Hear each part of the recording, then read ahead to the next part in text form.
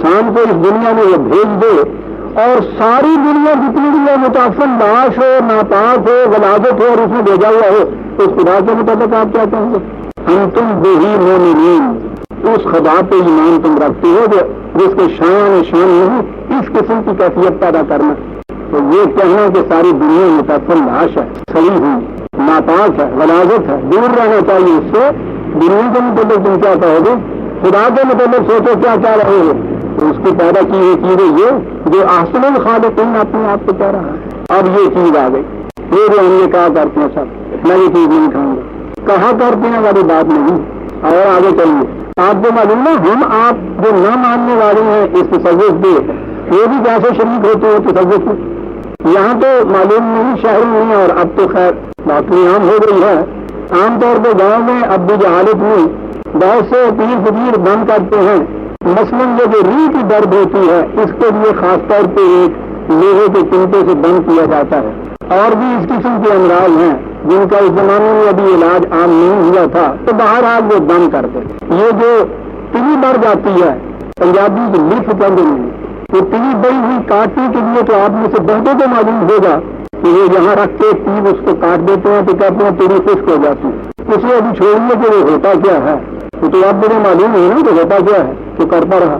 یہ چیزیں کرنے کے لیے آپ کو معلوم ہے ایک شرط ہوتی کہ ہاں صاحب آپ کی یہ تیری میں کاٹ دوں گا. بتاؤ ایک چیز آپ کو چھوڑنی پڑے گی. روز مرہ کی جو چیزیں آپ کھاتے پیتے ہیں ان میں سے ایک چیز ساری عمر کے لیے اپنے اوپر حرام قرار دینی پڑے گی. آپ یہ شرط ہوتی ہے. یہ بیمار بیچارہ درد میں مارا وہ تو مانتا ہے کہ ایسا میں چھوڑتا ہوں، پھر اسے سوچنا پڑتا ہے کہ میں کیا چیز چھوڑوں. تو وہ ایک چیز چھڑاتے ہیں اس سے. حلال چیز کو کہتے ہیں کہو حرام آئندہ کے لیے میرے لیے. دیکھا آپ نے کہ اس چیز میں وہ کس طرح سے لاتے ہیں لوگوں کو، اور پھر وہ اتنا ڈرتا ہے اس چیز سے کہ ساری عمر چھوٹا نہیں ہے کہ صاحب میں نے یہ کیا اور مجھے وہ ڈر شروع ہو جائے گا. یہاں تک گرفت ہے ان کے جال کی.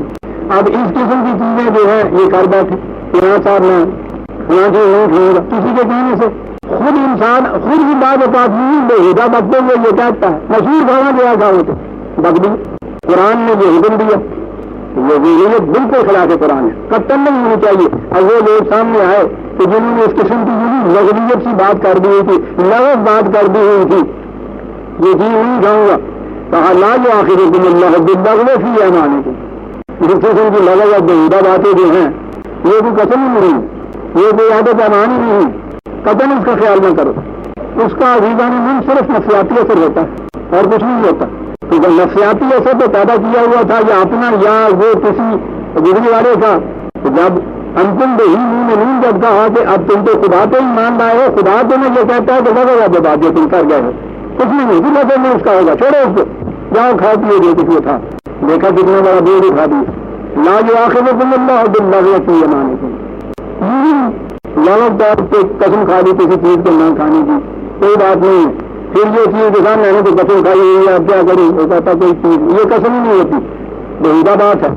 اب یہ نہ سمجھ لیجیے کہ قرآن اس کی اجازت دیتا ہے کہ یہی لغت قسم کھاتے رہا کرو. ابھی قسم کھائی ابھی وہ توڑ دی، پھر قسم کھائی پھر وہ توڑ دی. مومن کے متعلق تو یہ کہتا ہے نا باللغو ہی میرا مومن لغت سے پرہیز کر، کوئی بےحدہ بات بھی نہیں کرتا. اس لیے اس قسم کی چیزیں جو ہیں ان سے تو رکنا مومن کا شعار ہے. یہاں کہا یہ ہے کہ جو لوگ جہالت کی وجہ سے ایسی باتیں کر چکے ہیں، یہ کہہ چکے ہیں کہ میں یہ نہیں کھاؤں گا، قسم کھا لی ہے، اب وہ ڈرتے ہیں کہ میں نے قسم توڑی تو اس کا کیا بنے گا. قسم توڑنے سے بہت ڈرتے تھے، اب تو خط چھوڑ دیجیے، اب تو قرآن بھی رونے سے نہیں تو ڈرتا. تو اس کے لیے کہا کہ نہیں، کوئی اپنے اوپر یہ کمپلیکس جو سائیکولوجیکل ہے وہ نہ اپنے ذہن میں پیدا کرو، کچھ نہیں ہوتا اس سے. ہم اجازت دیتے ہیں ان چیزوں کی. وَلَٰكِن يُؤَاخِذُكُم بِمَا عَقَدتُّمُ الْأَيْمَانَ. قسم تو وہ قسم ہوتی ہے جس میں دل کا ارادہ شامل ہو. وہ پہلے بھی آ چکا ہے 225 میں جمع کسبت کو نہیں دیکھی اس نے جو کہا ہے. بات اور نکل جائے گی، بڑی اہم بات ہے کہ قابل گرفت وہی عمل یا فعل ہوتا ہے جس میں ارادہ شامل ہے کسی کا. اس لیے کہا کہ وہ قسمیں جن میں تمہارا ارادہ بھی شامل تھا وہ قابل گرفت ہوتی ہیں. لیکن جہالت میں اس قسم کی قسم بھی کھائی جا سکتی کہ میں نے تو صاحب سوچ سمجھ کے دل کے ارادے سے بھی قسم کھائی. کہا اگر اس قسم کی قسم کھائی ہے فکفارت اطعام عشرۃ مساکین اس کا کفارہ ادا کر، اس قسم کی کفارہ اس کا ادا کر دو. اطعام عشرۃ مساکین من اوسط ما تطعمون اہلیکم، 10 مسکینوں کا کھانا. یہ اس دور کی باتیں ہیں کہ جب مسکین ابھی ہوتے تھے، ابتدا تھی اس نظام کی. قرآن کے نظام میں تو کوئی بھی محتاج مسکین اور بھوکا بندہ رہ ہی نہیں سکتا. تو یہ کر دو، اور کسوت ہی کپڑے بنا دو ان کو، اور تحریر رقبۃ، ابھی غلام موجود ہے تمہارے معاشرے میں تو غلام آزاد کر دو. یعنی یہ چیز جو تھی وہ جو سائیکولوجیکل کمپلیکس یا انہیبیشن پیدا ہوتی تھی نا، یہ اس کے لیے کفارہ، اس کو ڈھانپ دینا کہتے ہیں. جسے سفر کے معنی یہ ہوتا ہے یہ کرو تم. فمن لم یجد فصیام ثلاثۃ ایام، جانے کا کفارہ بایمانکم اذا حلفتم، یہ کفارہ ہو جائے گا تمہاری اس قسم کی قسم کا جو تم نے یوں بےہودہ سی بات، اگر سے سب سوچ کے تم کرتے ہم نے کی ہے صاحب، میں نے تو دل کے ارادے سے یہ کچھ کہا تھا، لیکن بات تو لغو تھی، بےہودہ تھی. یہی یہ چیز تھی فلاں چیز میں نہیں کھاؤں گا. سوال یہ ہے کہ جسے خدا نے حرام حلال قرار دیا ہے اور تم اس کے اوپر ابدی طور پہ حرام نہیں قرار دے سکتے، چھوڑو یہ قسم تمہاری جو ہے دل کے ارادے سے دکھائی تھی تو یہ کفارہ اس کا دے دو. اب یہ قسمیں یا عہد و پیمان، قسم تو سواری نہیں ہے، عہد و پیمان کہ جو فی الواقع جائز چیزوں کے لیے معاہدے کے طور پہ کیا جائے. اب یہاں تک تو یہ چیز تھی نا کہ وہ قسم کھائی ہے، یہ کفارہ دے دیجیے، معاملہ ختم ہو گیا. لیکن جو عہد و پیمان دوسروں سے کہا ہے واحفظوا ایمانکم، ان کی حفاظت بڑی ضروری ہے. بات ہے اس قرآن کے عزیزانوں میں ایک آیت میں کتنی کیٹیگریز کو کور کرتا چلا جاتا ہے. یہ جو لازم بات کر دی اس میں اس کا کوئی بات نہیں ہے، ایسا نہ آئندہ کرنا. کہا کہ میں نے تو سمجھ سوچ کے یہ کیا تھا، کہا کفارہ ادا کر. اب اس سے راستہ کھل گیا، کسی کے ساتھ عہد و پیمان کیا، قسم بھی اٹھائی اور اس کے بعد اسے تھوڑا کفارہ ادا کر دی. اور یہ چیز یوں ہی نظری یا تھیوریٹیکل نہیں میں بیان کر رہا، یادداشت پہ زور ڈالیے پچھلے انتخابات کا سامنے لائیے. آپ کو معلوم ہے بعض لوگوں نے آپ کے یہاں کے یہ جو اجارہ دار ہیں اسلام کے، ان سے پوچھا کہ جی ہم سے دوسرے فریق میں ووٹ لینے کے لیے قسمیں ہم نے اٹھائیں، قرآن اٹھایا اور ہم نے ان سے عہد کیا کہ ہم تمہیں ووٹ دیں گے. آپ کو یاد ہوگا انہوں نے اپنے یہ اخبار میں شائع کیا کہ فتویٰ یہ ہے قرآن کا کہ قسم کے لیے 10 مسکینوں کو کھانا کھلا دیا جائے تو قسم نہیں رہتی، اس لیے تم 10 مسکینوں کو کھانا کھلاؤ، تمہارے پاس نہیں ہے، ساری ڈیڑھ بچیاں یا روز چڑھ رہی. یہ فتویٰ آپ کے یہاں جاری ہوا تھا اخبار کے اندر. پھر آپ پوچھتے ہیں دلیل کیوں ہے؟ قرآن کہتا ہے یہ لوگ مذاق کرتے ہیں خدا سے اور خدا کے احکامات سے. یہ مذاق نہیں تو اور کیا ہے؟ ان کے ووٹ حاصل کرنے کے لیے یہ کہا تھا شریعت حقہ کا یہ فتویٰ ہے، اسی شریعت حقہ کا جس کا ایک فتویٰ پہلے شائع ہوا تھا کہ زندگی کی اہم مسئلوں کے لیے جھوٹ بولنا جائز نہیں واجب ہو جاتا ہے. فتویٰ یہ شائع ہوا تھا کہ اس قسم کے جو بنیاد پیمان کارا ہے ان سے کوئی بات ہی نہیں، کفارہ دے دو.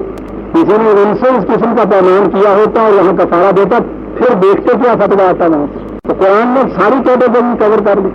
واقعی ایمانکم، جائز عہد و پیمان جن چیزوں نے تم نے کیا ہوا ہے وہ یہ نہیں ہے کہ دیا تم نے لغو سمجھا تو یہی توڑ دیا، زیادہ سے زیادہ 10 مسکینوں کا کھانا کھلا دیا، چل سا بڑی ذمہ ان کی حفاظت کرو.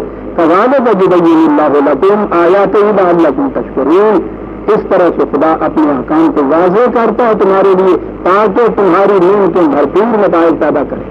پہلی چیز تو یہ ہوئی ادھر کی تصوف گلا کاٹ کے رکھ اور اس کی بنیادوں پہ تھی ساری عمارتیں جو خدا کے یہاں سے براہ راست تعلق پیدا کرنے کی اور وہاں سے علم حاصل کرنے کی عمارتیں تھی، بنیاد سے توڑ کے رکھ دی. ختم نبوت کے بعد کوئی تصور اس قسم کا نہیں ہے سر، تصور سے ختم کر دیا اس وقت. اب یہ دوسری طرف والے لوگ داروں سے بھی ادھر تو یہ تھا کہ جو حلال قرار دی ہیں ان کو حرام قرار نہ دی. اب یہ جو ناجائز قرار دی ہیں ان کو بھی جائز قرار نہ دیں گے. آئیے الذین آمنوا انما الخمر والمیسر والانصاب والازلام رجس من عمل الشیطان فاجتنبوہ لعلکم تفلحون.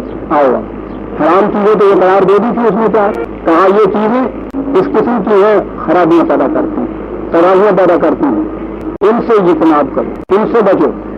کیا چیزیں پہلے بھی یہ آ چکی، خمر، میسر، انصاب، ازلام، اس زمانے کی یہ مروجہ اصطلاحات. خمر بنیادی معنی کے اعتبار سے ہر وہ شاید انسانی عقل کو